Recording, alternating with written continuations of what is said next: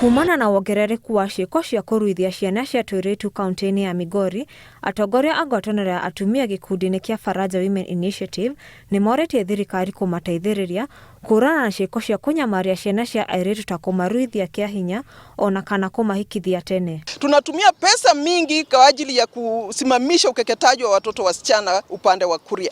Kupitia hapo miaka ambayo imepita tumekuwa tukirescue watoto wasichana, tunaweka katika rescue centers. Katika rescue centers we use a lot of resources. Tunatumia pesa mingi kwa ajili ya hizo rescue centers. Na wakitoka hapo bado Wakuria wanaendelea tu kuendelea na mila na tamaduni zao, wakisema kwamba mila imeruhusiwa katika constitution ya Kenya, kwamba watu waadimishe na wale wanaoendelea kuadimisha mila zao waendelee. Atongoria aya nĩ morĩtie thirikari gwĩka ũthuthuria mũkinyanĩru wa ekũĩrwo arĩa matũngagia mwana wa kairĩtu ngero ta ici, na kuona atĩ atabania a ciĩko ta ici nĩ moerwo ikinya, kuona macira maingĩ nĩ moragĩra thĩ matakinyĩte igoti-inĩ.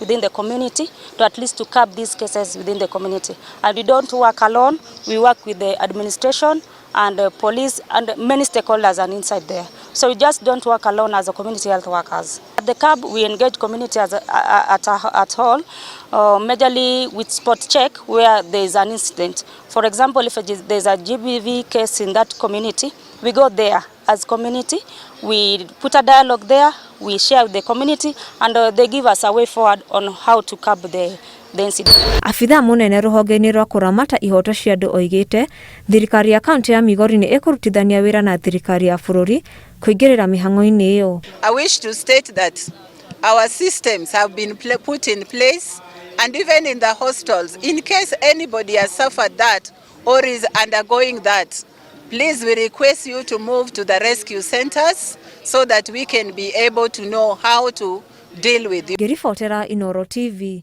njĩtagwo Irimũ wa Njogu.